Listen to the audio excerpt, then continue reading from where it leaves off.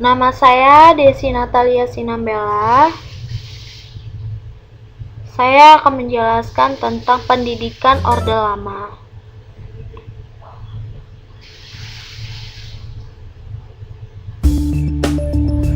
Orde secara harfiah dapat diartikan zaman atau masa.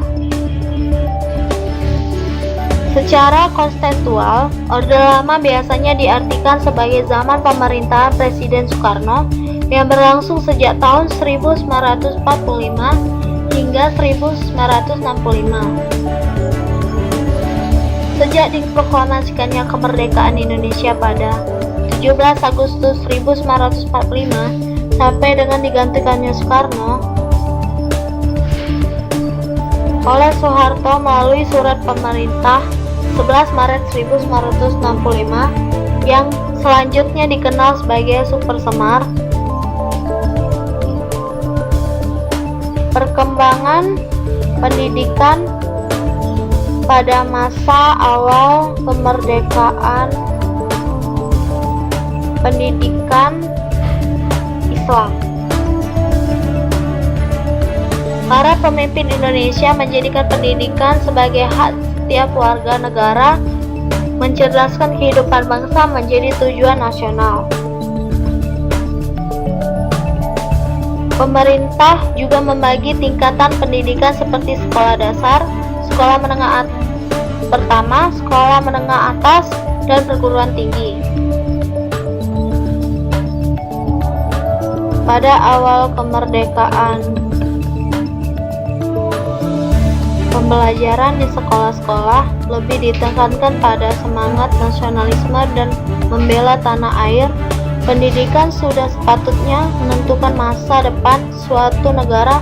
Bila visi pendidikan tidak jelas, yang dipertahankan adalah kesejahteraan dan kemajuan bangsa. Pendidikan mampu menjawab tuntutan untuk mensejahterakan masyarakat dan kemajuan bangsa. Ada 4 tujuan yang menjadi idealisme pendidikan. 1. Memperoleh pengetahuan dan keterampilan kompetensi atau kemampuan menjawab pemerintahan pasar. 2. Orientasi humanistik, menjawab tantangan-tantangan sosial ekonomi serta masalah keadilan. 4. Kemajuan ilmu itu sendiri.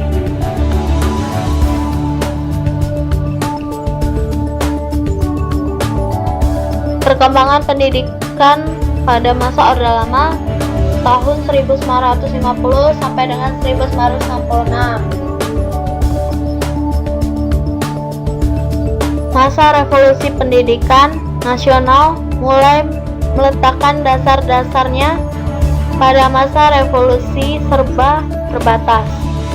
Tetapi bangsa kita dapat melaksanakan pendidikan nasional sebagai mana yang diamatkan dalam Undang-Undang 1945. Pada masa itu dimulai pendidikan indoktrinasi, yaitu menjadikan pendidikan sebagai alat untuk mempertahankan kekuasaan Orde Lama.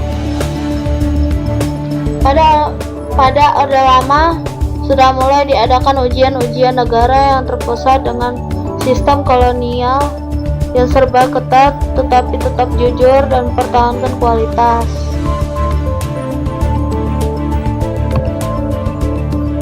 Kebijakan yang diambil pada Orde Lama dalam bidang pendidikan tinggi yaitu mendirikan universitas di setiap provinsi. Kebijakan ini bertujuan untuk lebih memberikan kesempatan peroleh pendidikan tinggi. Soekarno cukup memberi ruang bebas terhadap pendidikan. Pemerintahan yang berdasarkan sosialisme menjadi rujukan dasar bagaimana pendidikan akan dibentuk dan dijalankan demi pembangunan dan kemajuan bangsa Indonesia di masa mendatang. Pendidikan itu sangat penting, kata Soekarno.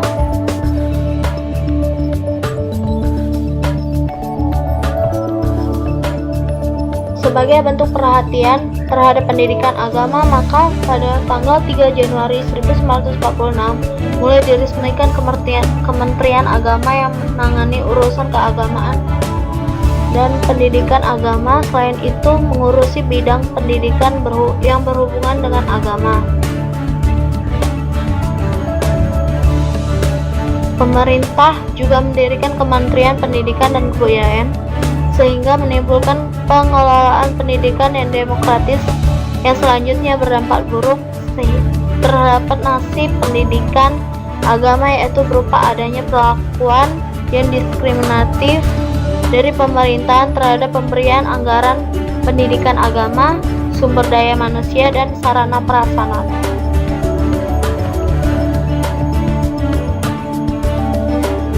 Selain mendirikan Departemen Agama tersebut, pemerintahan Orde Lama juga telah merumuskan peraturan dan undang-undang terkait dengan pendidikan agama, yaitu Undang-Undang Nomor 12 Tahun 1950 pada bab ke pasal 20 undang-undang ini misalnya ditetapkan pelajaran agama di dalam sekolah negeri.